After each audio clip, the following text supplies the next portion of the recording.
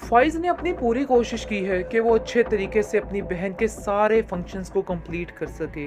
लेकिन वो ये बात नहीं जानता कि उन्होंने जो कुछ हरीम के साथ किया है, किसी के साथ इतना बुरा करके खुद के साथ कैसे अच्छा हो सकता है? क्योंकि उसने बिल्कुल भी हरीम पे यकीन नहीं किया। इस बात की सज़ा तो उन लोगों को मिलकर ही रहेगी। खैर, अब देखेंगे कि काफ़ी अच्छे फंक्शन स्टार्ट हो रहे होते हैं, चल रहे होते हैं, लेकिन जी अचानक से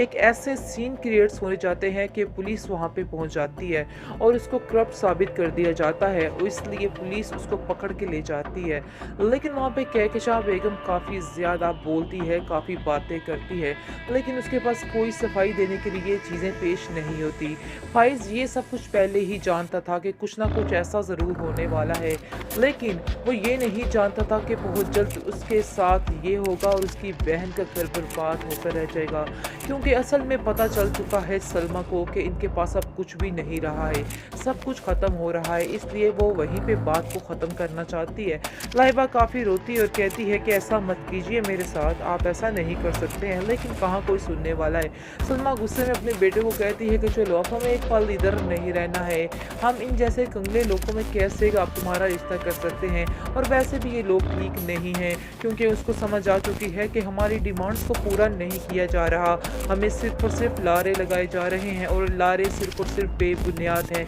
खुल के सामने आ जाती है बात कि अब इनके हालात काफ़ी ख़राब हो चुके हैं, जिसकी वजह से ये औरत काफ़ी परेशान होती है और फैसला कर लेती है कि अपने बेटे का रिश्ता इधर नहीं करेगी। फ़ाइज़ काफ़ी तरले मिन्नतें करता है और कहता है कि ऐसा मत कीजिए, आप बिल्कुल फ़िक्र मत कीजिए, आप लोगों ने जो जो डिमांड्स की है मैं पूरी करने की कोशिश करूँगा और ज़रूर करूँगा, आपको बिल्कुल परेशान नहीं होना है। लेकिन जी कहाँ वो लोग मानने वाले थे। कहकशां बहुत ज़्यादा रोती है और कहती है कि आखिर हमारे घर को तो नज़र ही लग गई, लेकिन अफ़सोस इस बात का है कि रेयान हमें इस मुश्किल वक्त में अकेला छोड़कर यहाँ से चला गया है। आगे से आप देखेंगे उसका बाप कहता है कि उसको बिल्कुल भी एहसास नहीं है कि उसने हम लोगों के साथ क्या किया है, हम किस उम्र में पहुँच रहे हैं, लेकिन फिर भी उसे हमना ही अजीज़ थी और पैसा ही अजीज़ था, जिसकी वजह से वो हम सब लोगों को छोड़ के यहाँ से चला गया। लेकिन जी बहुत ज़्यादा परेशान हो चुका है उसका बाप और उसकी तबीयत दिन ब दिन बिगड़ती जा रही है। कहकशां समझाती है कि आपको ये सब बातें दिल पे नहीं लेनी है,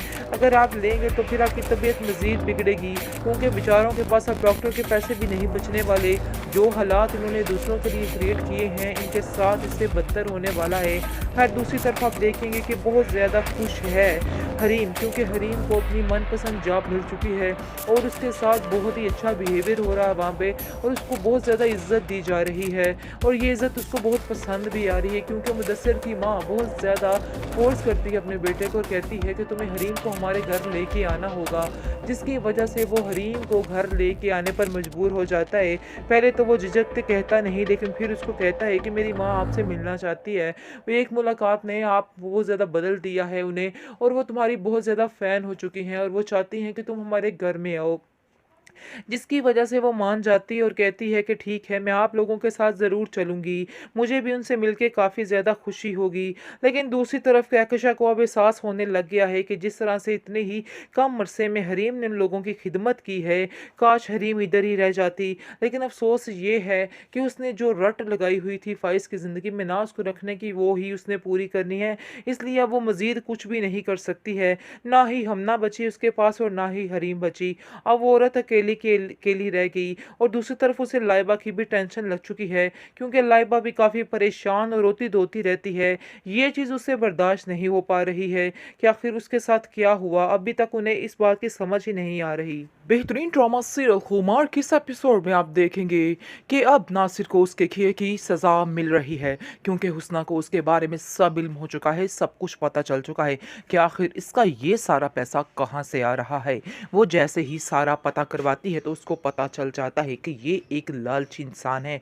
और लोगों को ब्लैकमेल करके उनसे पैसे हथियाने की कोशिश करता है, जिसकी वजह से वो काफ़ी परेशान हो जाती है और कहती है कि बस अब ये बात ख़त्म समझो, यानी कि उसके किए ये की सज़ा उसको मिल गई। लेकिन अब देखेंगे हरीम जो है वो अपनी ज़िंदगी की तरफ आना शुरू कर रही है और अपनी ज़िंदगी में काफ़ी खुश भी नज़र आ रही है और मुतमिन भी नज़र आ रही है, क्योंकि मुदस्सिर ने उसको हर तरह की सहूलत भी दे दी है, उसके बाप का ख्याल हर चीज़ उसको मिल रही है, इसलिए अब उसे किसी की कोई परवाह नहीं है। वो अपनी ज़िंदगी को बड़े अच्छे तरीके से जी रही है। खैर उसका बाप उसकी वजह से काफ़ी परेशान होता है और कहता है कि लेकिन अब मैं तुम्हें बेटा इस बात के लिए फ़ोर्स नहीं करूँगा कि तुम्हें अपने घर जाना है, ये ही तुम्हारा घर है, तुम चाहे जो मर्ज़ी करो, ये तुम्हारा अपना फ़ैसला है। जिसको सुनकर वो कहती है कि हाँ, ये बात तो ठीक है, अब मैं खुद भी उधर नहीं जाना चाहती हूँ। खैर दूसरी तरफ रेयान ने जो उधम घर में मचा रखा और सारा कुछ लूट लटा कर ले गया है, जिसकी वजह से आप देखेंगे कि फ़ाइज़ अब कंगला होकर रह गया है,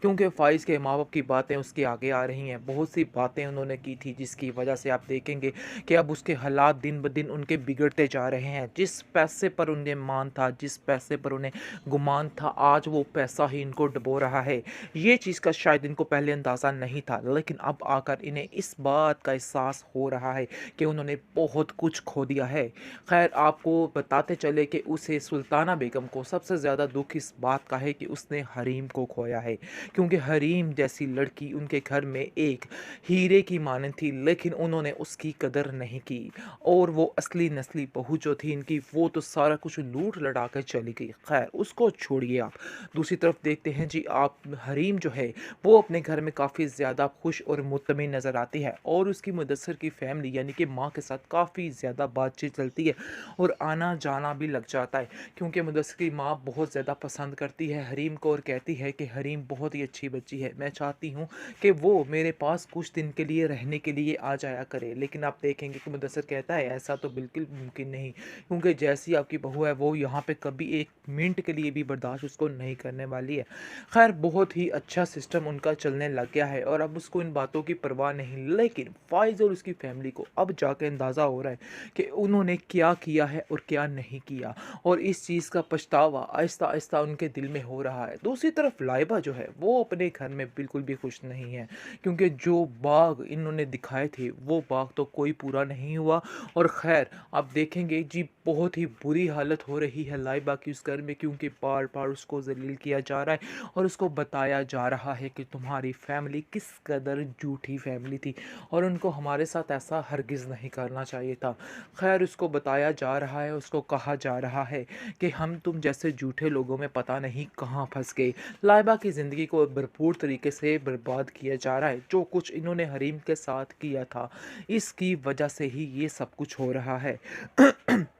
सुल्ताना बेगम अब तरले मिन्नतों पे आ चुकी है और जाकर लाइबा के घर में उनसे माफ़ी तलाफ़ी करती है और कहती है कि मैंने जिन चीज़ों की डिमांड की थी अब इन चीज़ों को भूल जाइए और हमें माफ़ कर दीजिए, हमारे पास अब कुछ भी नहीं रहा। वहाँ पर वो जाकर सारी हकीकत बोल देती है और कहती है कि असल में रेयान सारा कुछ लूट लटा के लेके चला गया है, अब हमारे पास कुछ भी बाकी नहीं रहा है। और वो सारा कुछ ये बातें सुनकर काफ़ी गुस्से में आ जाते हैं और कहते हैं कि तू चल ज़रा हम तुझे बाद में बताते हैं, यानी कि लाइबा के हाथों वो उसको बहुत ज़्यादा मजबूर करने वाले हैं।